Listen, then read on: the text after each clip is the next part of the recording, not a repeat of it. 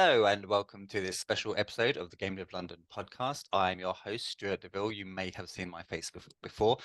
And in this special episode, I have two amazing guests who you will all come to know if you follow us and you join Game Dev London community, which you absolutely should.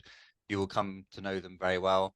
And they are the Game Dev London's new directors, Hannah and Imogen. I will allow them to introduce themselves now. Hannah, if you'd like to start. Hi, I'm Hannah.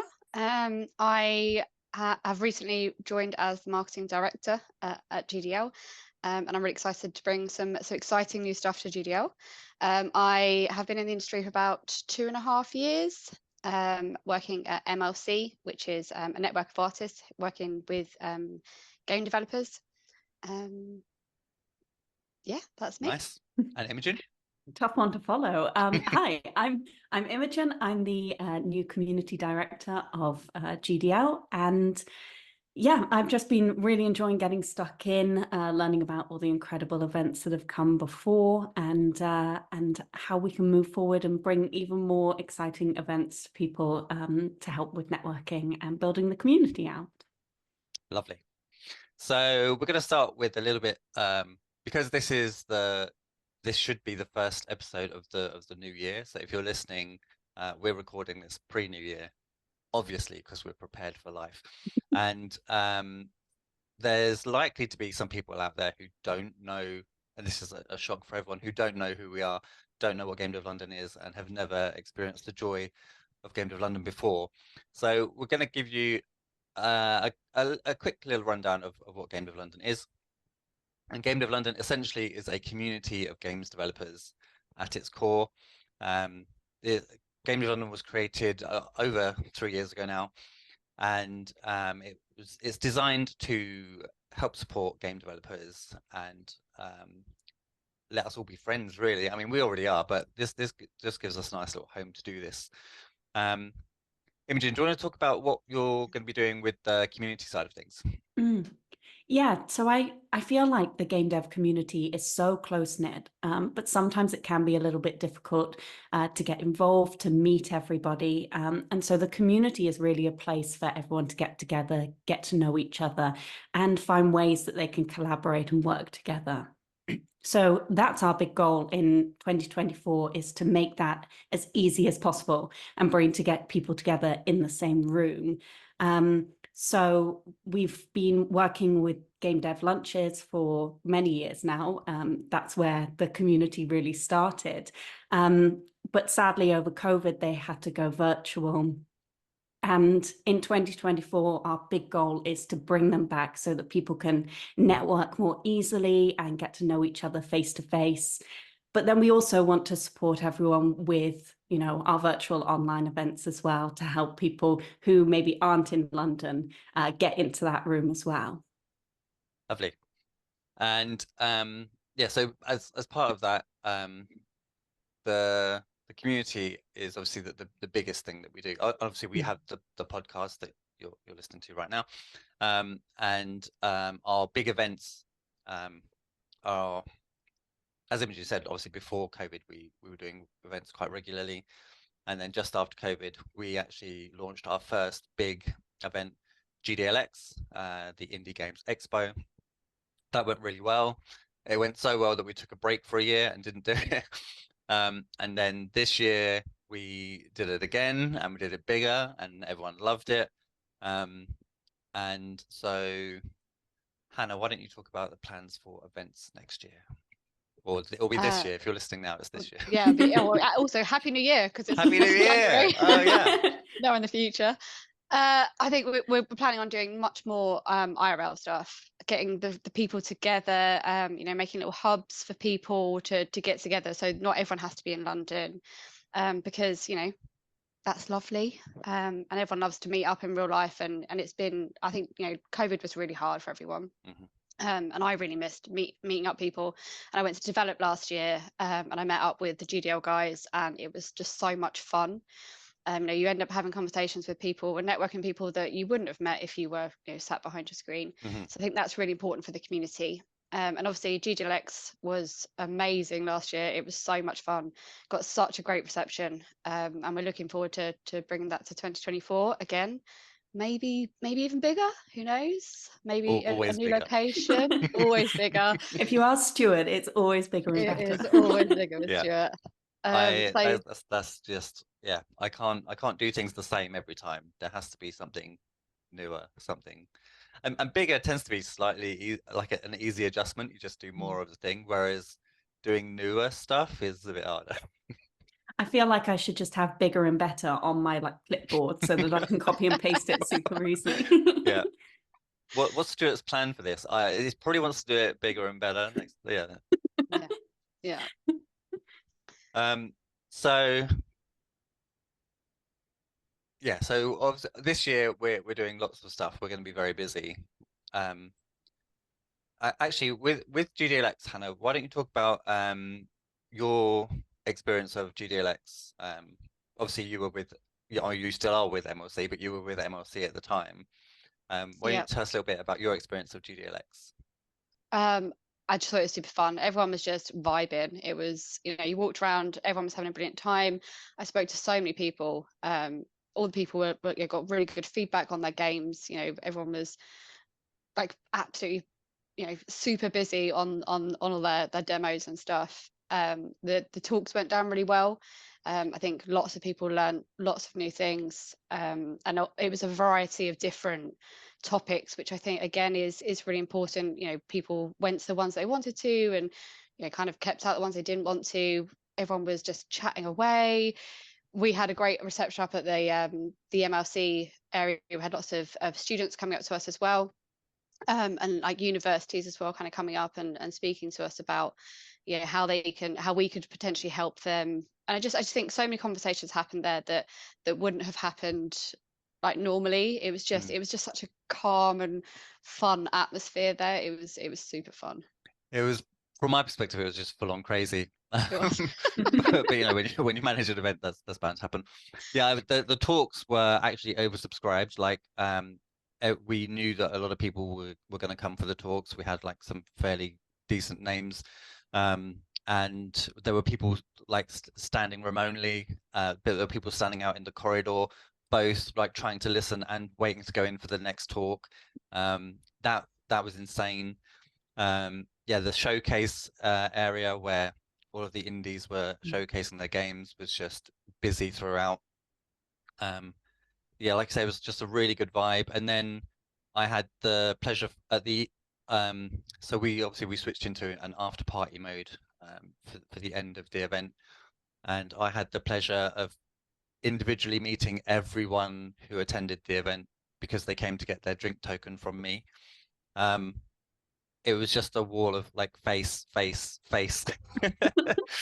missed out on that bit. I had to leave because I was going on holiday the next morning. Wow. I was so sad, but I heard it was great. It was. I mean, I ended the night just like exhausted. People, the last few people that came up to me were like, "Oh my God, you look so tired," and I was like, "Thanks." I feel it. Yeah, you definitely know we've had a good event then.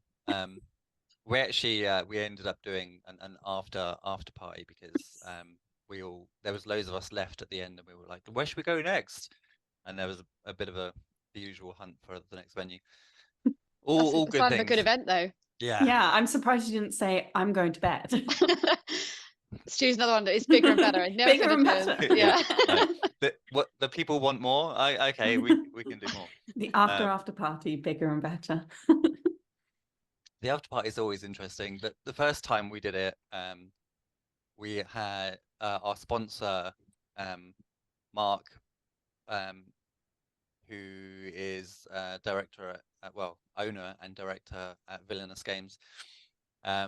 He put money behind the bar, and the bar weren't ready for us, and we fairly quickly drank that bar tab, and then the bar staff came over and said, "Oh, we're gonna have to.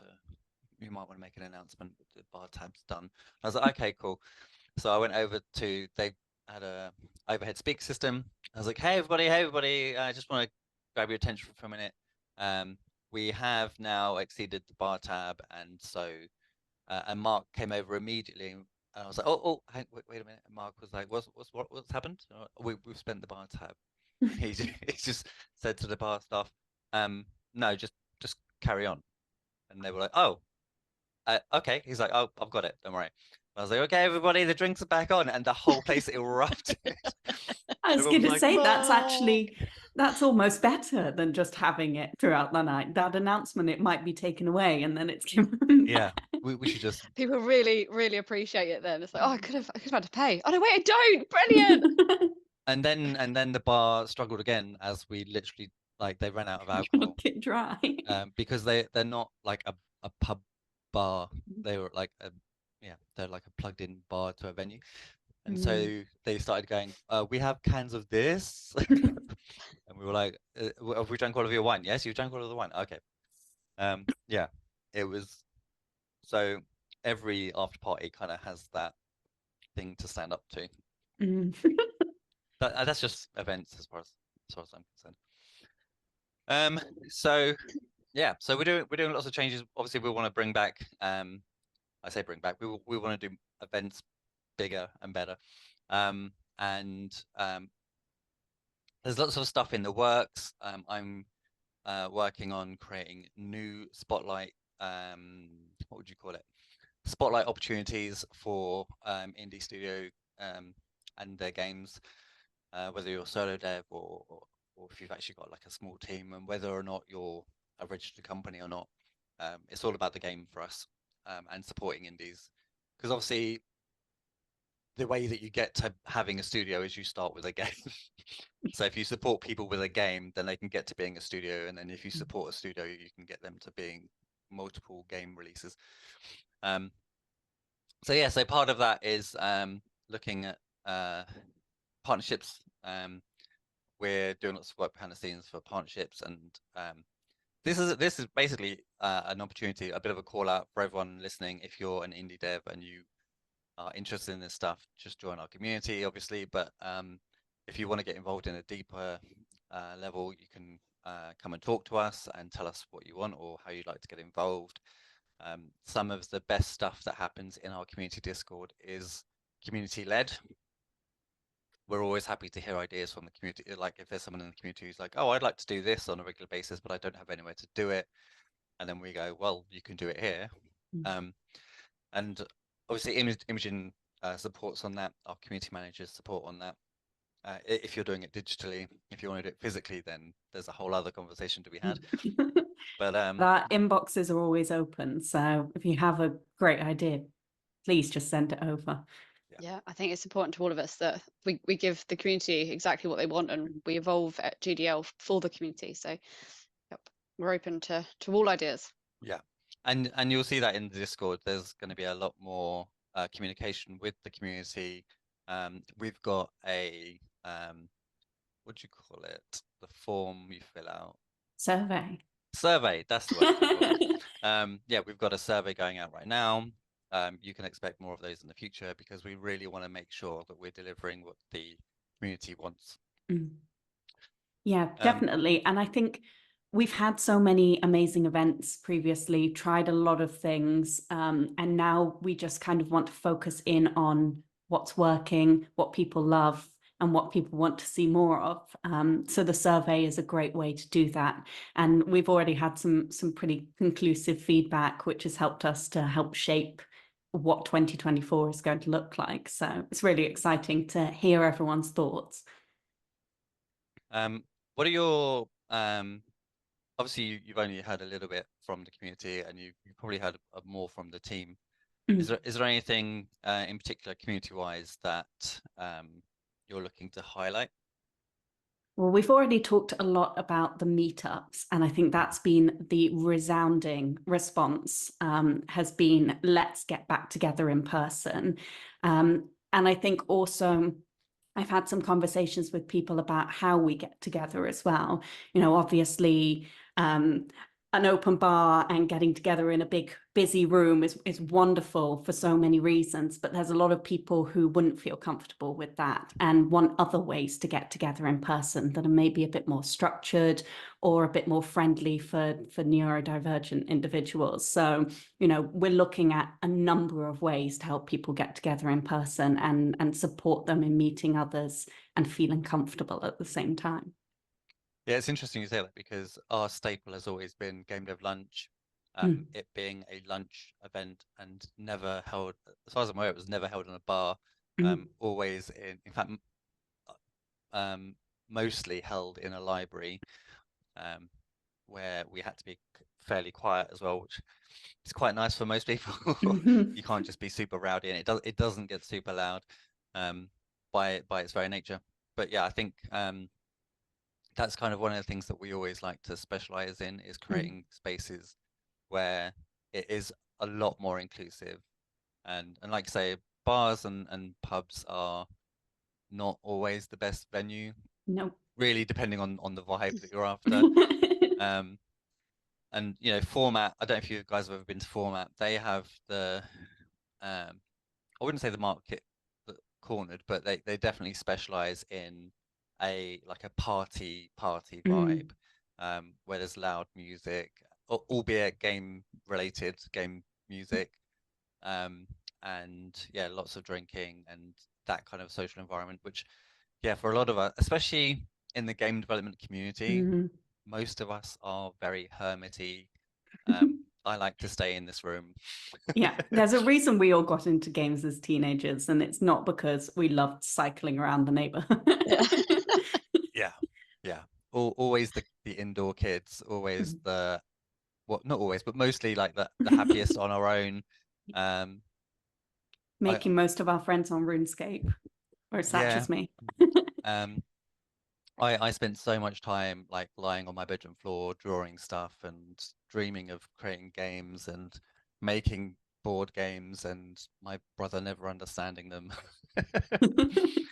But it made it, made it easy for me to win my own games constantly, which is fun. What's the point of making a game if you can't win it yourself? Yeah. Yeah, mine was mostly trying to beat my brother at Mortal Kombat or Street Fighter, and me just button bashing and it winning, and then him being absolutely irate with me. And yeah, That's because he would have spent a lot of time getting all the moves, codes, all the specials, knowing all, but yeah, you could always not, yeah, you could mostly win, but if with a furious button bashing. My sisters and I have 3 sisters, and we used to play games against each other. And my youngest would always get beaten at Tony Hawk Pro Skater 2. And so one weekend, for some reason, the other 3 of us went away and she stayed at home and clearly did some sort of Rocky style montage where she just practiced the whole weekend. Once we came back, she beat us all soundly, and then we never wanted to play it again. The fun was spoiled. I respect that. I've got a lot of respect for that. With Street Fighter, my brother would always play Blanca and just in the corner, just infuriating. Yeah. Yeah, that was me. I was we that only one. had we only had Street Fighter at my cousin's house, so it was the biggest present to go over and be able to play Street Fighter with them, and they always beat us. It's because they'd been there for ages. Yeah. So one of the other things that, if you're listening right now and it's still January, and it's early enough in January, you'll probably be hearing a buzz about us doing Global Game Jam. If you've been in the industry as like a couple of weeks, you will probably know about Global Game Jam. If you've been in the industry a very long time, you will definitely know about Global Game Jam. If you're just joining us, you probably still know about Global Game Jam. So Global Game Jam, well, let me first explain what a game jam is for the super fresh faced. A game jam is essentially where a whole bunch of us game devs come together and try to make a game in a short space of time. Typically, the longest is the longest can be like a month, but normally, typically a week or a weekend. We will be doing a weekend, 48-hour game jam. yeah, it's normally it's done under a singular theme, and the theme is normally announced at the beginning of the game jam, and then everyone tries to make a game based on that theme. Global Game Jam is the biggest of the game jams. Might even be the original game jam. I don't actually know the full history of Global Game Jam. But we've taken part in Global Game Jam every year for the last three years. Will be 4 years this year. This time things mind blowing. So if you're joining us for the 4th Global Game Jam. The first year that we did it, we were #1 in the UK, the #1 Global Game Jam site in the UK, which for me was just like, oh, okay, we're good at this. We should definitely do this again, and we have done it again every year. The first year we were 12th globally as well, and then the second year we were 8th globally, and then this year being 2023, we were 3rd globally. And you never know where you'll end up, right? But hopefully this year you're joining us, and you'll be part of, again, we were #1 in the UK, by the way, each of those years. So you'll be joining the UK's #1 Global Game Jam site, and a top global site. And which is bigger and better this year. Which is bigger and better Next this year. year. 2024. Yeah, this year. We're in a weird limbo right now. I feel like a time traveler. Well, you watch it back and be like, oh my God, we were predicting. So this year, 2024, we have partnered with the universities of London, almost all of them. More every day. It's more every day, literally, yeah. Yeah, because we want to support UK game development, especially indies, because we're a lovely bunch. And students need the support to get into the industry. And Global Game Jam is just a really lovely mixing pot to get students involved with other indies, whether they're hobbyists or whether they're like getting their first job in the industry, or whether they're established indie studios. It's a really nice mixing pot for everyone to get together. And you form a team. You either come to the game jam with your team, so like you and your friends, or you get to be mixed in with a whole bunch of other people, and we help you create a team on the day. And it's a big thing. It's a lot.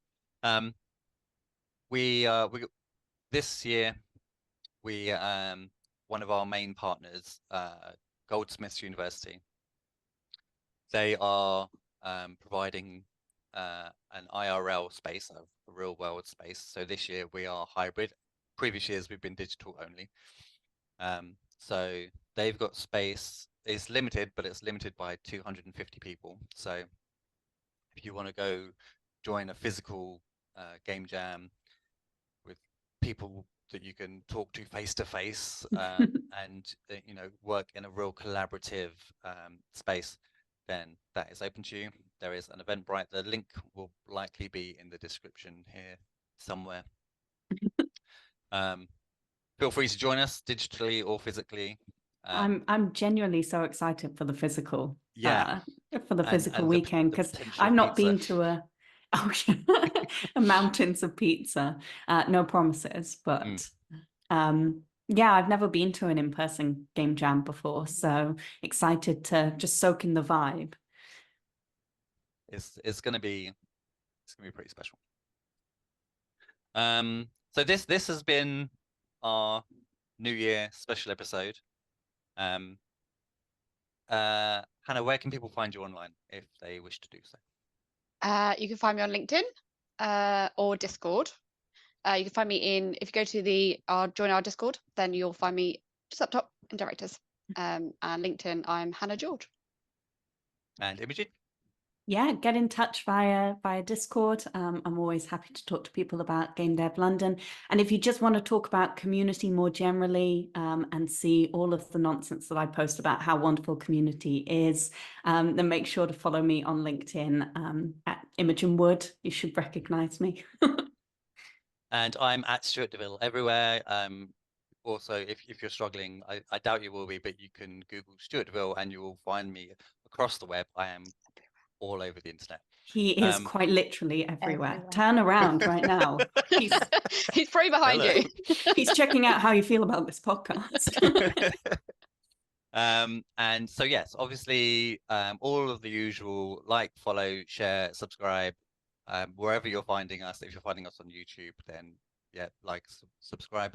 If you're finding us on Spotify, I think there's a subscribe button on Spotify. I don't know how all of the apps Yeah, you work. can follow on. Yeah. Follow, subscribe, like, all of those things. If you'd like to learn more about Game Dev London, you can visit gamedev.london. If you want to join the Discord, you can straight away just go to gamedev.london/join, and you'll be welcomed with open arms. Thanks again, everybody, and see you next time. Bye-bye. Bye. Bye.